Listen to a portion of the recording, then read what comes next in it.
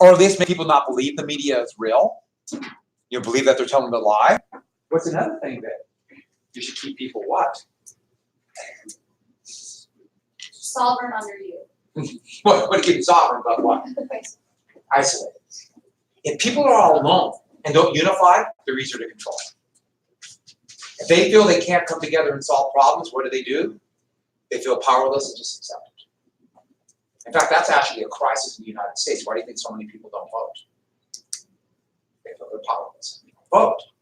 And it really does matter. In fact, you give that and just give people like pizza, and you got them. They just become vegetables and you control them. And I wish I was joking, but actually I'm not. So, another tip to be a dictator. Please do not tell people I'm teaching you to be dictators. That's our secret. I just filmed this. We're lying! By the way, who wrote the Declaration of Independence? Thomas Jefferson. Here's my Thomas Jefferson finger puppet. Hi, how are you? See, I'm an amazing ventriloquist. Ah, okay. So with that, Burgoyne. Did I mention Burgoyne yesterday? I did, didn't I? General Burgoyne at Saratoga. Yeah. The British are marching down. There's going to be 3 battles right here called Saratoga, where the British have got to break through and get to Albany so they can spend the winter. And after that, it's really not clear what would happen, but obviously they have more options. So there's 12,000 British soldiers, but they are short of supplies, and they're stuck in the wilderness. So Saratoga is going to happen 3 separate battles in October 1777. The Continental Army, the U.S. Army, same thing, is going to be, the commander is Horatio Gates. Congress chose Gates because he was a British commander, he immigrated over, a British officer, he immigrated to the United States. It looked like he knew what he was doing. He had actually 2 very able lieutenants, Gates did. One was Daniel Morgan, but the one you need to know was Benedict Arnold.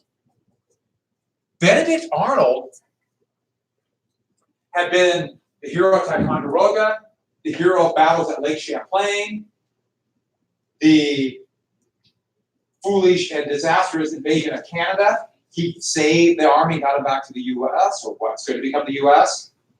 So Arnold was a hero. Arnold, though, felt like he was slighted. You remember I told you how slighting, if someone feels slighted, it's corrosive? He thought he should have been in command. Gates only got command because he has been in the British Army.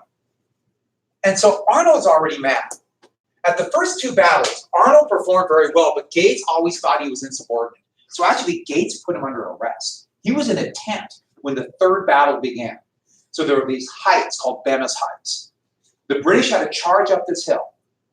2 battles they failed, the 3rd one the British broke through. And Arnold saw this and saw the colonial militia who finally just ran. They're running. Arnold saw it out of the tent he was being held, snuck out, grabbed a riderless horse, and kind of swung himself on, and there was a sword on a scabbard on the saddle, grabbed the sword, was taking the blunt end, the wide end, and whacking guys to try to get him to stop. Hitting him, stop, turn around, and yelling, come on. Every curse word in the book, in the great book of curse words of 1777, he's yelling them all. And he began to rally the Continental Army. So the U.S. forces began to rally. Now what that means is they kind of quit running, a few little pockets stood and fought, and that was enough. By rallying there, the exhausted British soldiers who had been fighting all day finally broke through when they got to that last little kind of hodgepodge of troops. They couldn't do it. And the British retreated, and the 3rd day, the Battle of Saratoga was a decisive U.S. victory. Decisive.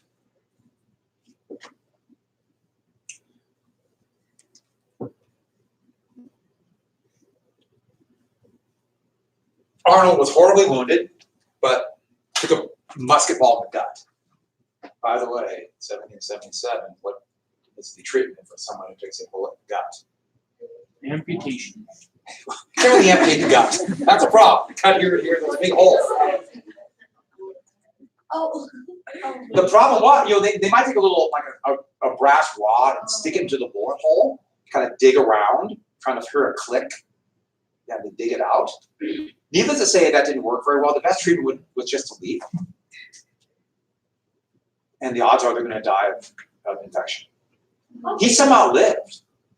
He was a rarity. And we'll get to that when we get to the Civil War. I'll spend a little time telling you more about hospitals, and that'll be a good thing after lunch. But Arnold lived, and Burgoyne surrendered. Now, he surrendered with conditions. Basically, what they did is they stacked arms, and then Burgoyne's men marched back to Montreal, and Gates' men kept all the weapons. And Gates became a hero. This was huge. And if you go to Saratoga today, up Bemis Heights, beautiful area of upstate New York. You can see why it'd be such a good place to defend, why it's so difficult for the British to take. If you go there, there are 3 pedestals for the heroes of the U.S. Army. In the middle, there's a statue. You can imagine it's going to be a big pedestal and then Gates. And it's going to be, this is how they made all the generals, a man on a horse. And then there's going to be Daniel Morgan. So which is another great commander, the old wagoneer. And then all they have is a pedestal with not a nameplate or a person on it, just a pedestal. And that's how they remembered Arnold. Because Arnold, it took him a long time to recover with this big hunk of lead in his belly. But when the British evacuated Philadelphia in 1778, he went to Philadelphia to recover.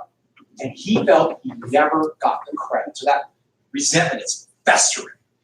A bunch of loyalists in Philadelphia befriended him. In fact, he even married the 17-year-old daughter of a prominent loyalist family. And so the point was, he's there being befriended, but even though he's still technically in the Continental Army, the Continental Congress would not give him a command. So he's even more angry. He was combating, they didn't trust him, but Washington knew he could fight. So Washington gave him command of a fort that's right here on a bend in the Hudson River. The fort's really important so the British couldn't go up the Hudson. It's on a high cliffs. All of you know the fort, probably. You might not know of this fort, but all of you know it. My guess is. 40 years later, 50 years later, the U.S. would make that into their first military academy. Have you heard of West Point? That's West Point. West Point is the U.S. Army's military academy. Annapolis is the Navy down here, but the fort. So you go there, it's really cool. They got the fort, they have this big, massive chain with the links. I'm not kidding. Each link you sit on it goes up to here on. They're 4-foot high link, 4-foot long links. They can string across the river to stop any boats. So it's a really cool place to go to. Arnold decided that the United States was never going to give him what he deserved, and he planned to give the fort over to the British. What he would do is have its guards stand down so the British could rush in. The thing about a fort, you don't need many men to hold it. That's the advantage of a fort. So if the enemy gets in, it's going to fall real fast. So Arnold was going to give West Point. So everyone got that? Arnold was going to give West Point. And what happened at the very last second? The courier passing messages between the British General Clinton and Arnold was caught. Arnold was going to be arrested literally the night before he was going to do it. And Arnold escaped within minutes of being caught. And he and his wife fled to New York. The British, seeing talent, they made him a commander of loyalist cavalry. Because Virginia turned into like a civil war, he would command down there. But the British would never let him into their army. Once you're a traitor, you're a traitor, right? But he would actually live a very successful life in England, but his name would become synonymous with treason from then on. So if somebody calls you a Benedict Arnold, that's a major insult. And that's part of the reason why there's very few Benedicts. Benedict was really popular, but not anymore in the US. So that's Saratoga. What came out of this? Who was watching this and going, oh, maybe those American colonists can win, and now it's time to get our enemy. French. And that's when they would sign the Franco-American Alliance. French allied themselves with the colonists because the French wanted revenge for the French and Indian War. And so they jumped in. And then overnight, the war changed because who else jumped in? The Spanish. They also allied themselves with the U.S. And then the Dutch just declared war on Britain too because they were mad at Britain too. So overnight, the Revolutionary War turns into another one of those World War for empire. Overnight. And now the British have got to defend their colonies in the Caribbean, maybe even Canada, in the Mediterranean, Africa, and the biggie was India.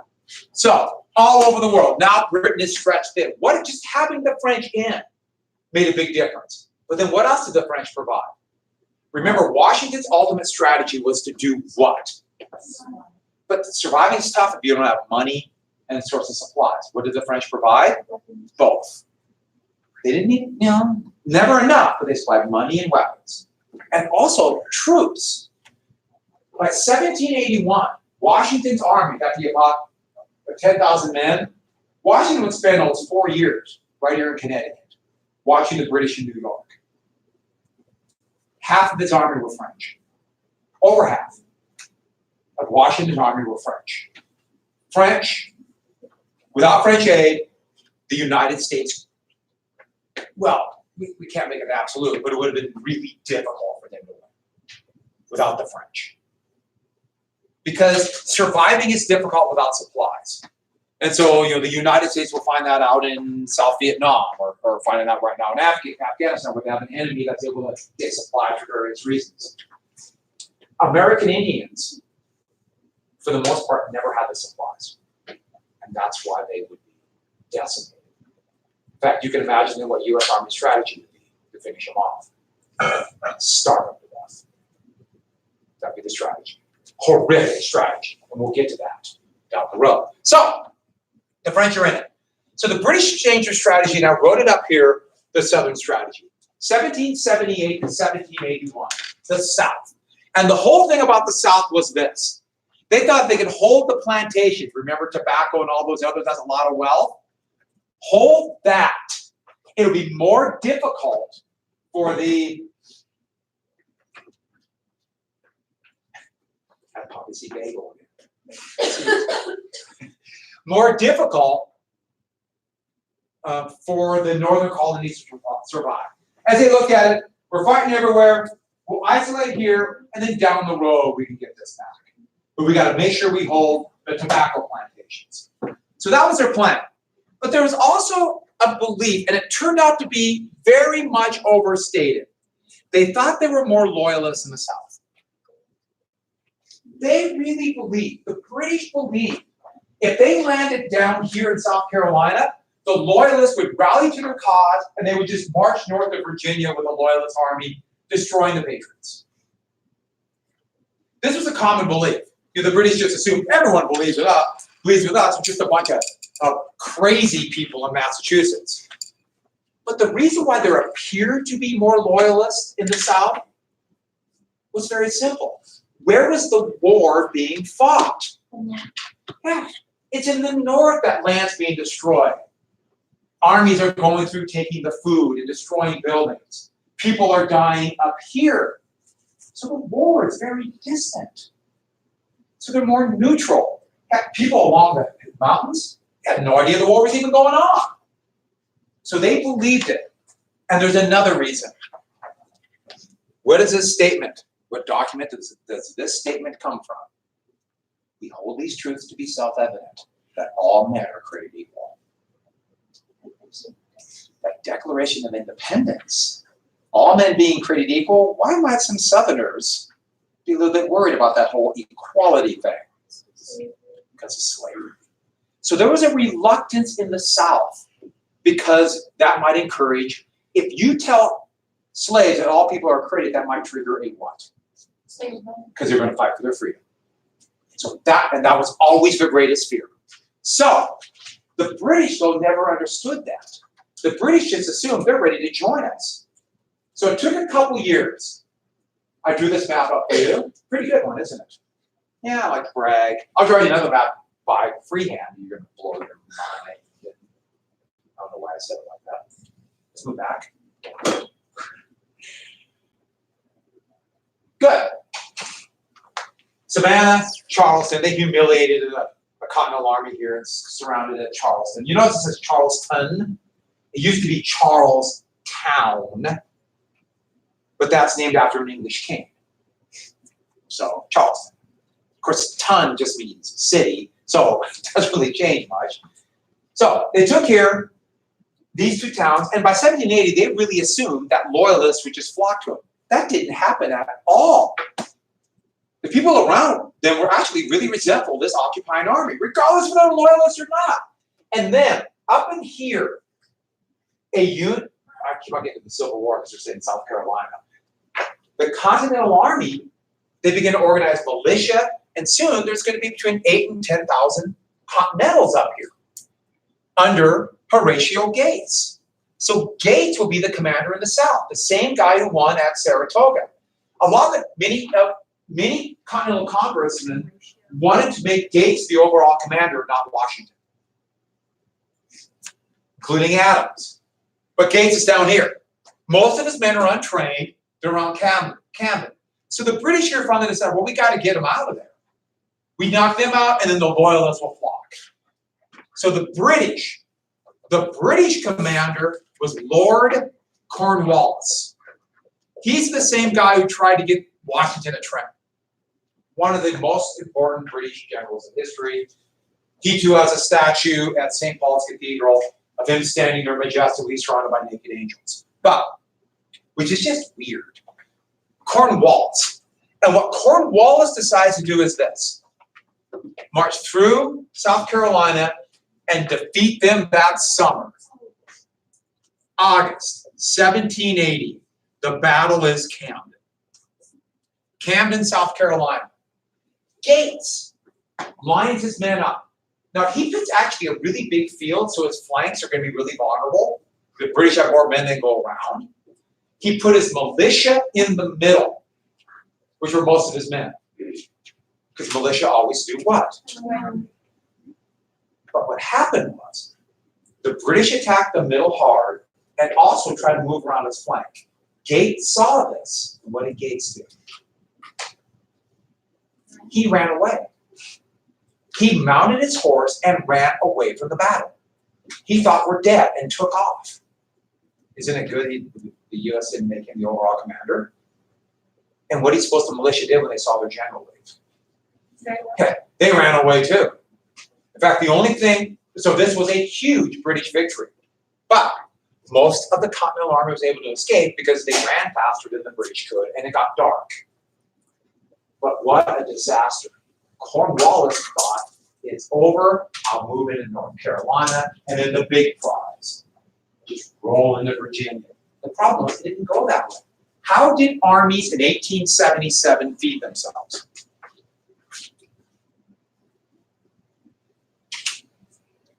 You have to carry everything by wagon train, and you move further and further from the coast. That's a pretty long supply line, isn't it? So they only would carry powder and ammunition. So how do they feed themselves? Not going to be a hunting up there, because you think a lot of colonists probably hunted that pretty clean. They sent what they call foraging parties out. So you think wagons out with cavalry, and they would go to farms, whether it be plantations or just little tiny farms, and do what? Take all their food. Take it all. And bring it back. And if those farmers resisted, they burned the farms down. Don't resist. We're taking your food. So think about what happened as the British Army marched through and took food.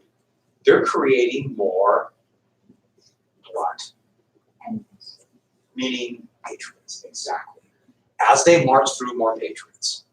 As they go through. So people who are neutral, even some loyalists, are now patriots. As they march through. What do they begin to do? Along with the remnants of this army, fight back. Now they know they can't stand up to fight a set piece battle. So what kind of fighting did they do? What would they call that 40 years later? Guerrilla warfare. Use guerrilla tactics. Hit and run. Hide. Use the swamps of, it's not gorilla, it's guerrilla. Yeah. It's a Spanish word. And it comes from the Spanish fighting the French during the Napoleonic Wars. Wait, so how do you spell it? G-U-E-R. That's a terrible R. I tried to make my R better and I made it worse, didn't I? That's an R. Okay, so guerrilla warfare. So with that, hit and run, avoid large units, attack that long supply line. And then they would run back and act like they're farmers again. I love the British, and then at night attack again. Or hide in the swamps.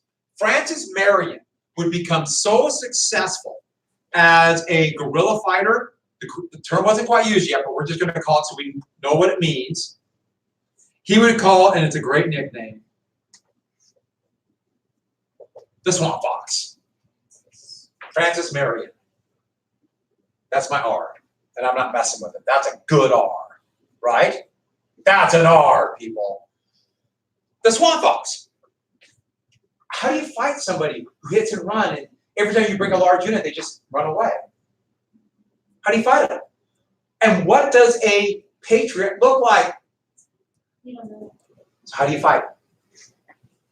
What the British would do is, all right, if there are guerrillas, let's say over there on that countryside, we'll go and destroy their way to get to fight.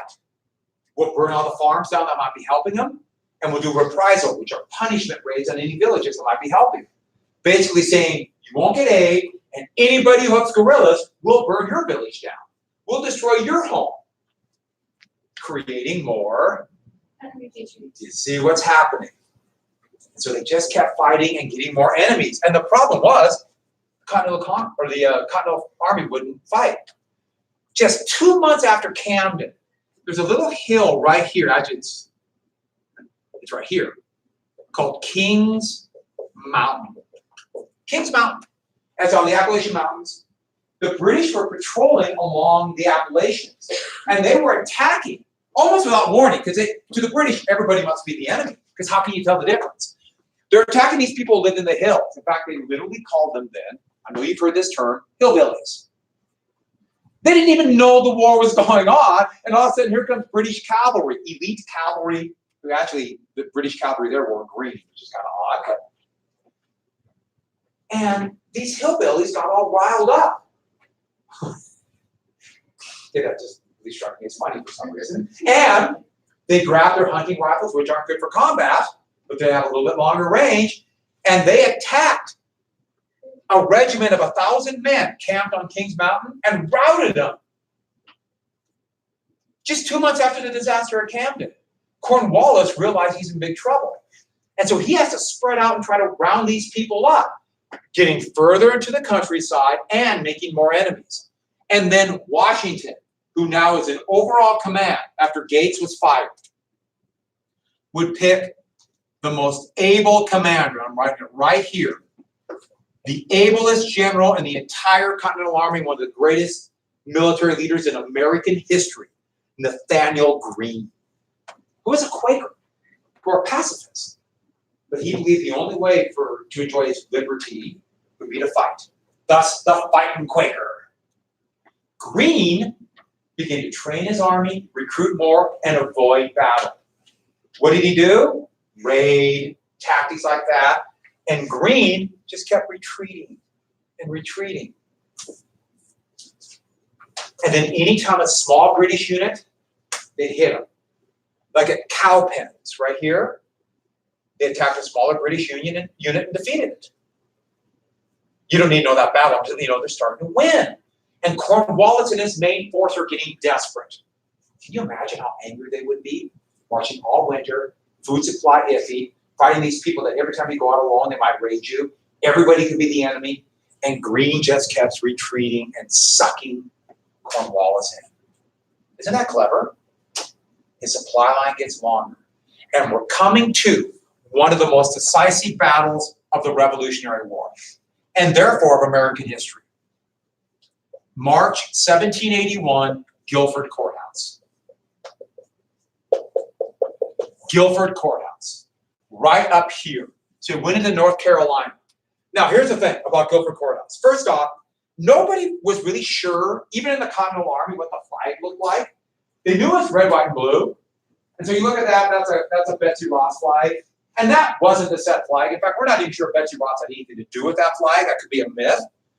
But most people didn't know that. All they knew was red, white, and blue. So for Guilford Courthouse, Greene's men made a flag. Have you wondered what that flag was? That's the Guilford Courthouse flag. You notice it's red, white, and blue? It has 13 stars and 13 stripes. I think that's one of my all-time favorite flags. I think that is just such a cool flag. But that they didn't know, so they made that flag. And I like the eight-pointed star. So I got to draw this real quick for the bell rings. Green, since he was always retreating, could pick the spot to fight because he knew Cornwallis would be so desperate to attack him wherever he's at. So imagine this looking down in a big field, yet not open field. There's forest on both sides, right? And how do we know this is forest?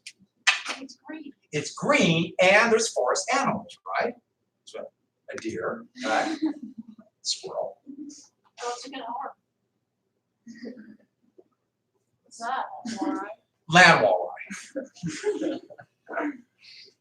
A young land walleye. Okay, so, but in the middle of this, hardly perceptible, was a little rise. So the field kind of rose up to a point and went down. One you wouldn't even think about except for this. Anybody coming from this direction won't be able to see what's here. And what Green did is, he had his men. First off, he took a couple guys with those hunting rifles, terrible for combat, but had a range of 200 yards. They put them in the trees as snipers, just to kind of peck away at them. Because snipers, well, can get officers really destabilizing. So these are snipers riding the walleye. That's how they got there. And walleye, have you ever seen a walleye move on land? But they lined 2 lines of militia. What do militia always do? So their plan was they'll fire 2 rounds and then run away, like they're supposed to. And then down on the knee, so the British can't see them, are 2 lines of all his trained soldiers, almost 4,000 men, kneeling in waiting. And it worked almost exactly the way he thought. He knew that Cornwallis was going to line his men up, and they knew Cornwallis could not wait because Green might run away. Cornwallis has got to attack, and Cornwallis knew that. So Cornwallis's plan: march to 50 yards, fire twice, fix bayonets, charge. Don't let him escape. So it worked perfectly for Green. The same thing happened to Cowpens. They marched to here. They fired twice. The colonial militia fired twice. And then they take off running. So the British think, we won. And they're so anxious. They begin charging over this hill. And the men just go off on their own. Ah! To go get it. They're just so excited they can finally end this thing. And their discipline breaks down. Their lines break down. The swarm comes over the hill. And what happens? Green orders these men to stand up. And 4,000 men all fire at once. Right into the face of those British soldiers coming over that hill. Had no idea they were there. Can you imagine what happened? They were just cut down in waves. And what did the British do? Since their lines were all disorganized and they lost their cohesion, they took off running this way. But then this is where Green had his problem. His men are like, we got him! So what do? They take off charging after him, and this turns into a melee. This means melee. Cornwallis, though, had nearly 50 pieces of artillery. Some small, called 6-pounders. They fired a 6-pound cannonball. Some fired a 12-pound cannonball. Most are light, 6-pound. And they're back here. And Cornwallis sees this, and he knows, if I lose here, it's over. This might be the whole war. And so he orders his cannon to fire grape shot into the melee that includes his men and British men. So he's going to shoot at his own men too. By the way, do you know what grape shot is? What is it? In the sense of shotguns coming out of a cannon, it's like a little lead balls coming out of the cannon. Yeah, that's what it is. Instead of one big like an iron ball, usually the grape shot would be anywhere from 10 to 16 balls about that big. Grape shot? Yeah, grape shot. They And all come out at the same time. Yeah. It's almost like they almost put it in a burlap bag. That's what they did. And they just stuck this in and they fire it and it comes out like a big shotgun. Can you imagine what that would do to people? They have another one that would fire 200 that's coming down the road called canister. We'll get to that in the Civil War. Pretty horrific. He mowed him down. And that's when Green realizes, I did what I have to do. Greene pulled his men back. Cornwallis held the battlefield. Technically, in the short term, remember that term tactical? He won a tactical victory. But in the long run, what's the word for long run? It was a tactical victory for the British, but a massive strategic victory for whom? Yes. Because Cornwallis couldn't afford the losses. And he fled to the sea. And who won the South? Greene didn't follow. Greene went back step by step and liberated all of this area. That's why if you go to the South, there's a statue of Nathaniel Greene in virtually every city. And that's when the British decided, well, that failed. Let's try Virginia. And we're leading to the last battle of the war. You know what the last battle is? Everybody write down the last thing for today. Land Wallace. No. Yorktown. So we'll quick do that tomorrow, do the Treaty of Paris, and we are done. That'll be where the test is, right? Sound good? That's it tomorrow? Yep. Let's do it Monday. That's okay. I don't normally quit, but I'll give you 2 days off. Rest, travel, see the world. Show. Hit the rug on the first try. Now I gotta.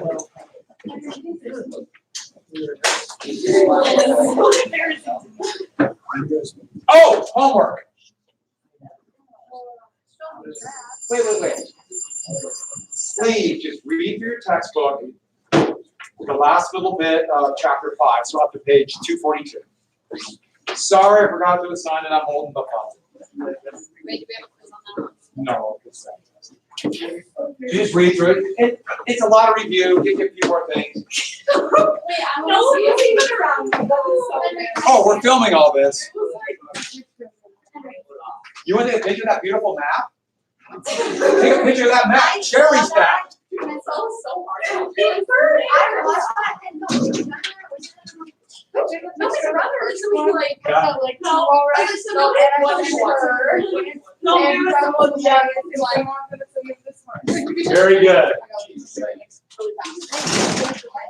so funny. That's So what do we need then? We need. so embarrassing. All right, Jade, smile for the camera. Peace. Very good. Have a good weekend, Mr. Partridge.